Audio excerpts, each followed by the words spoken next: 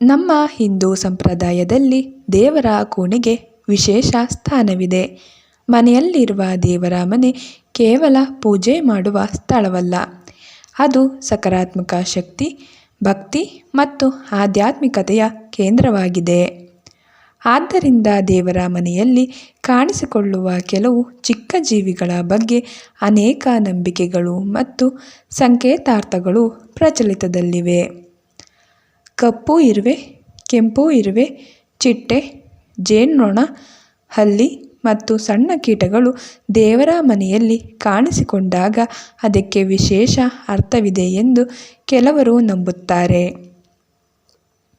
ದೇವರ ಮನೆಯಲ್ಲಿ ಕಪ್ಪು ಇರುವೆಗಳು ಕಾಣಿಸಿಕೊಳ್ಳುವುದನ್ನು ಸಾಮಾನ್ಯವಾಗಿ ಶುಭ ಸಂಕೇತವೆಂದು ಪರಿಗಣಿಸಲಾಗುತ್ತದೆ.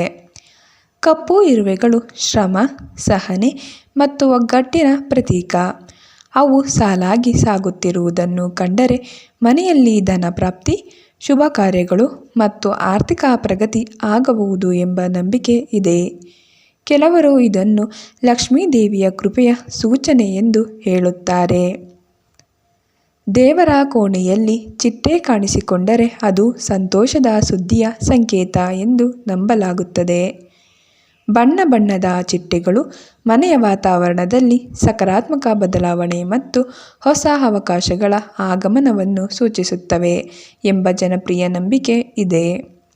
ವಿಶೇಷವಾಗಿ ಪೂಜೆ ನಡೆಯುವ ಸಮಯದಲ್ಲಿ ಚಿಟ್ಟೆ ಕಾಣಿಸಿಕೊಂಡರೆ ದೇವರ ಆಶೀರ್ವಾದ ದೊರೆಯುತ್ತದೆ ಎಂದು ಹಲವರು ಭಾವಿಸುತ್ತಾರೆ. ಕೆಲವೊಮ್ಮೆ ದೇವರ ಮನೆಯಲ್ಲಿ ಜೇನುನೊಣಗಳು ಅಥವಾ ಜೇನುಗೂಡು ಕಾಣಿಸಬಹುದು. ಹಿಂದೂ ಸಂಪ್ರದಾಯದಲ್ಲಿ ಜೇನುಗೂಡು ಸಮೃದ್ಧಿ ಮತ್ತು ಐಶ್ವರ್ಯದ ಸಂಕೇತವಾಗಿದೆ. ಜೇನುನೊಣಗಳು ಪರಿಶ್ರಮ ಮತ್ತು ಶಿಸ್ತಿನ ಪ್ರತೀಕವಾಗಿದ್ದು, ಮನೆಯಲ್ಲಿ ಉತ್ತಮ ಬೆಳವಣಿಗೆ ಆಗುವ ಸೂಚನೆ ಎಂದು ಪರಿಗಣಿಸಲಾಗುತ್ತದೆ. ಆದರೆ ಜೇನುಗೂಡು ದೊಡ್ಡದಾಗಿ ಬೆಳೆದರೆ ಸುರಕ್ಷತೆಯ ದೃಷ್ಟಿಯಿಂದ ಸೂಕ್ತ ಕ್ರಮ ತೆಗೆದುಕೊಳ್ಳುವುದು ಮುಖ್ಯ. ಹಲ್ಲಿ ದೇವರ ಮನೆಯಲ್ಲಿ ಕಾಣಿಸಿಕೊಂಡರೆ ಅದರ ಬಗ್ಗೆ ವಿಭಿನ್ನ ನಂಬಿಕೆಗಳಿವೆ. ಕೆಲವು ಪ್ರದೇಶಗಳಲ್ಲಿ ಹಲ್ಲಿಯನ್ನು ಶುಭವೆಂದು ಪರಿಗಣಿಸಿದರೆ, ಇನ್ನೂ ಕೆಲವು ಕಡೆಗಳಲ್ಲಿ ಅದನ್ನು ಸಾಮಾನ್ಯ ಪ್ರಕೃತಿ ಘಟನೆಯಾಗಿ ನೋಡಲಾಗುತ್ತದೆ. ಹಲ್ಲಿ ದೇವರ ಚಿತ್ರದ ಹತ್ತಿರ ಕಾಣಿಸಿಕೊಂಡರೆ ವಿಶೇಷ ಆಶೀರ್ವಾದ ದೊರೆಯುತ್ತದೆ ಎಂಬ ನಂಬಿಕೆ ಕೆಲವು ಜನರಲ್ಲಿ ಇದೆ. ಕೆಂಪು ಇರುವೆಗಳು ಕಂಡರೆ ಎಚ್ಚರಿಕೆಯ ಸಂಕೇತ ಎಂದು ಕೆಲವು ಜ್ಯೋತಿಷ್ಯ ನಂಬಿಕೆಗಳು ಹೇಳುತ್ತವೆ. ಮನೆಯಲ್ಲಿನ ಒತ್ತಡ, ಅನಗತ್ಯ ಖರ್ಚು ಅಥವಾ ಸಣ್ಣ ಸಮಸ್ಯೆಗಳ ಬಗ್ಗೆ ಗಮನ ಹರಿಸಬೇಕೆಂಬ ಸಂದೇಶವೆಂದು ಇದನ್ನು ವ್ಯಾಖ್ಯಾನಿಸಲಾಗುತ್ತದೆ. ಆದಾಗ್ಯೂ ಇದು ಕೇವಲ ಜನಪದ ನಂಬಿಕೆ ಮಾತ್ರ.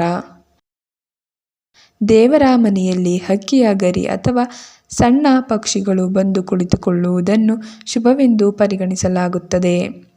ವಿಶೇಷವಾಗಿ ಪಾರಿವಾಳ ಅಥವಾ ಗುಬ್ಬಚ್ಚಿ ಮನೆಯ ಸುತ್ತಮುತ್ತ ಕಾಣಿಸಿಕೊಳ್ಳುವುದು ಶಾಂತಿ ಮತ್ತು ನೆಮ್ಮದಿಯ ಸಂಕೇತವೆಂದು ಹೇಳಲಾಗುತ್ತದೆ. ಇಂತಹ ನಂಬಿಕೆಗಳ ಜೊತೆಗೆ ಒಂದು ಮುಖ್ಯ ವಿಷಯವನ್ನು ನೆನಪಿಟ್ಟುಕೊಳ್ಳಬೇಕು. ದೇವರ ಮನೆಯಲ್ಲಿ ಜೀವಿಗಳು ಕಾಣಿಸಿಕೊಳ್ಳುವುದು ಹೆಚ್ಚಾಗಿ ಪರಿಸರ, ಹವಾಮಾನ ಮತ್ತು ಆಹಾರದ ಲಭ್ಯತೆಯ ಕಾರಣವಾಗಿರಬಹುದು. ಸಕ್ಕರೆ, ಪ್ರಸಾದ ಅಥವಾ ಹೂವಿನ ಪರಿಮಳದಿಂದ ಇರುವೆಗಳು ಮತ್ತು ಇತರ ಕೀಟಗಳು ಆಕರ್ಷಿತರಾಗುವುದು ಸಹಜ. ಆದ್ದರಿಂದ ಧಾರ್ಮಿಕ ನಂಬಿಕೆಗಳ ಜೊತೆಗೆ ಸ್ವಚ್ಛತೆಯನ್ನು ಕಾಪಾಡುವುದು ಬಹಳ ಮುಖ್ಯ. ದೇವರ ಮನೆ ಯಾವಾಗಲೂ ಸ್ವಚ್ಛ, ಶಾಂತ ಮತ್ತು ಸುಗಂಧಮಯವಾಗಿರಬೇಕು. ಪೂಜೆ ಮಾಡಿದ ನಂತರ ಪ್ರಸಾದವನ್ನು ಸರಿಯಾಗಿ ಇಡುವುದು, ಹೂವುಗಳನ್ನು ಸಮಯಕ್ಕೆ ಬದಲಾಯಿಸುವುದು ಮತ್ತು ಸ್ವಚ್ಛತೆಯನ್ನು ಕಾಪಾಡುವುದು ಅಗತ್ಯ. ಹೀಗೆ ಮಾಡಿದರೆ ದೇವರ ಕೋಣೆಯ ಪಾವಿತ್ರ್ಯವು ಉಳಿಯುತ್ತದೆ ಮತ್ತು ಅನಗತ್ಯ ಕೀಟಗಳ ಸಂಖ್ಯೆಯು ಕಡಿಮೆಯಾಗುತ್ತದೆ. ಒಟ್ಟಾರೆ ದೇವರ ಮನೆಯಲ್ಲಿ ಕಾಣಿಸಿಕೊಳ್ಳುವ ಈ ಚಿಕ್ಕ ಜೀವಿಗಳನ್ನು ನಮ್ಮ ಸಂಸ್ಕೃತಿಯಲ್ಲಿ ವಿವಿಧ ಶುಭ ಸಂಕೇತಗಳೊಂದಿಗೆ ಜೋಡಿಸಲಾಗಿದೆ. ಅವು ನಮಗೆ ಪರಿಶ್ರಮ, ಸಹನೆ, ಒಗ್ಗಟ್ಟು ಮತ್ತು ಪ್ರಕೃತಿಯೊಂದಿಗೆ ಹೊಂದಾಣಿಕೆಯ ಸಂದೇಶವನ್ನು ನೀಡುತ್ತವೆ.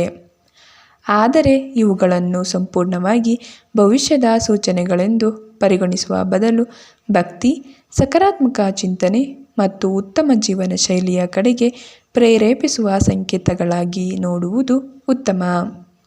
ಇದಿಷ್ಟು ಈ ವಿಡಿಯೋದ ಮಾಹಿತಿ. ಈ ವಿಡಿಯೋ ಇಷ್ಟವಾದರೆ ಲೈಕ್, ಶೇರ್ ಮತ್ತು ಸಬ್ಸ್ಕ್ರೈಬ್ ಮಾಡಲು ಮರೆಯಬೇಡಿ. ಧನ್ಯವಾದಗಳು.